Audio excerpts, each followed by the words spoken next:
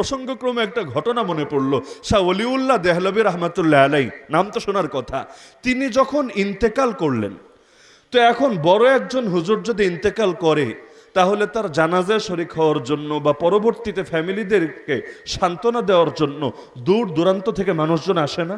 তার এক শাগরেদ ছিল কাজী সানাউল্লাহ পানিপতি রহমাতুল্লাহ আলাই। তার কানে যখন সংবাদ পৌঁছলো যে আপনার উস্তাদ মৃত্যুবরণ করেছেন, তিনি আর দুনিয়াতে নাই, তিনি ইন্না লিল্লাহি ওয়া ইন্না ইলাইহি রাজিউন পাঠ করলেন। কিন্তু ওই যুগে তো আর বিমান ছিল না, আর হেলিকপ্টার ছিল না, এত সহজে যাতায়াতের ব্যবস্থাও ছিল না। তো এখন উস্তাদের মৃত্যু সংবাদ পৌঁছলেও যেতে যেতে অনেক দেরি হবে, তাতে কি? তিনি হিম্মত করলেন, ঠিক আছে, আমি অন্য কিছু পারি না পারি, তার খানদানকে গিয়ে একটু সান্ত্বনা তো দিতে পারবো। আল্লাহ নবী হাদিসের মধ্যে জানিয়েছেন, সই হাদিস, মান আজ্জা মুসাবান ফালাহু মিসলু আজরি ফাইলিহি। আরে যেই ব্যক্তি কোনো একজন বিপদগ্রস্ত ব্যক্তিকে, মুসিবতে পতিত ব্যক্তিকে সান্ত্বনা দেবে, আরে ওই লোক মুসিবতে পড়ে যে সওয়াব পেয়েছে, এই লোক সান্ত্বনা দিয়ে সমান সওয়াব পেয়ে যাবে। মুসিবতে সান্ত্বনা দেওয়া এটা যেন তেন আমল না। যদি কিছু করতে পারেন বা না পারেন, অন্তত মুখ দিয়ে 2-4টা বাক্য বলে অন্তত সান্ত্বনা দেবেন। আল্লাহ তাআলা তার এই মুসিবতের সমপরিমাণ সওয়াব আপনারা দিয়ে দেবেন ইনশাআল্লাহ। তো তিনি এখন উস্তাদের বাড়ির দিকে যাচ্ছেন, তো যাবেন কিভাবে?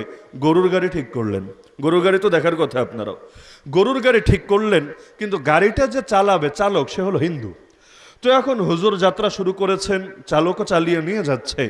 মাঝখানে হঠাৎ গরুর হিন্দু চালক প্রশ্ন করছে, হুজুর, মৌলভী সাহেব, আমার একটা প্রশ্ন আছে। হঠাৎ আমার ভেতরে খটকাটা আসলো, আপনার থেকে একটু ক্লিয়ার হয়ে নেই। সেটা হলো, গড যাকে আপনারা আল্লাহ বলেন, আমরা ভগবান বলি, সেই গড মুসলমান না হিন্দু? অদ্ভুত প্রশ্ন। কিন্তু সাধারণ মানুষের বুঝ যেমন, তার প্রশ্নও হবে তেমন। এখন ঝাড়ি একটা মেরে বসিয়ে দেওয়া যায়, চুপ থাক, এইসব আলতু ফালতু প্রশ্ন করবি না। কিন্তু এই ঝাড়ি মারলে তো আর তার ভেতরে সংশয় সন্দেহ যাবে না। যে যেভাবে বোঝে তাকে তো সেভাবে বোঝাতে হয়। তিনি কৌশল করলেন, আরে আমি তো এক নাখান্দা বান্দা, এক ছোট আদনা তালিবুল ইলম, এক কাজ করো, প্রশ্নটা তুমি করেছো ঠিক আছে, তবে জবাবটা আমি দেব না। জবাবটা আমার উস্তাদ থাকলে উস্তাদের থেকে আদায় করতাম। আজকে উস্তাদ নাই, তাতে কি?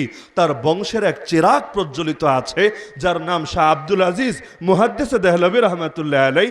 আমি তোমাকে উস্তাদের সেই পুত্রের কাছে, সেই জানেশিনের কাছে নিয়ে যাব। আমি আশা করি সেই তোমাকে সবচাইতে পারফেক্ট জবাব দিয়ে দিবে। তো শাগরেদের জবাবের চাইতে তার জবাবটাই তোমার জন্য বেশি ভালো হবে। সে বলল, ঠিক আছে, বড় হুজুর যদি আমার জবাব দেয় আরো ভালো, তবে আমার জবাবটা লাগবে যে আপনাদের আল্লাহকে হিন্দু নাকি মুসলমান। নিয়ে গেল। যাওয়ার পর সান্ত্বনা জানানো শেষ, শোকবার্তা প্রকাশ করা শেষ। অবশেষে এসে তাকে ডেকে হাজির করলো যে তুমি হুজুরে কি না প্রশ্ন করবা, করো দেখি। প্রশ্ন একটা করে দিল, আমাকে আপনাকে প্রশ্ন করলে জবাব দেওয়া দূরের কথা, আগে নন স্টপ কতক্ষণ পিটায় নিতাম।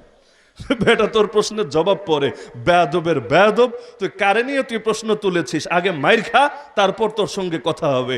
শাহ আব্দুল আজিজ মুহাদ্দিস দেহলভী রহমাতুল্লাহ আলাইহি কোনো কঠোরতা না দেখিয়ে এক বাক্যে তিনি বলে ফেললেন, অবশ্যই আল্লাহ মুসলমান।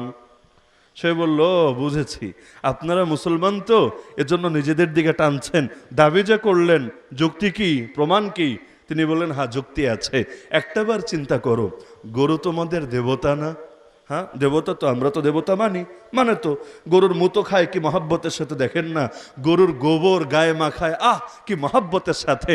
দৃশ্যগুলো দেখলেও তো মানে ভেতরে আলাদা একটা পরিস্থিতির সৃষ্টি হয়। তিনি বললেন, এই যে তোমরা গরুরে দেবতা মানো, একটাবার তোমরা চিন্তা করো, এই গরুরে মুসলমান কিভাবে জবাই দিয়ে খেয়ে ফেলে, তো খুব টেস্ট করে, স্বাদ করে, বিভিন্ন রকম রেসিপি তৈরি করে খেয়ে ফেলে। শুধু মুসলমান খায় তা না, বাঘেও খায়, সিংহতেও খায়, হায়নাও খায়, আর চান্স পাইলে কুত্তাও খায়।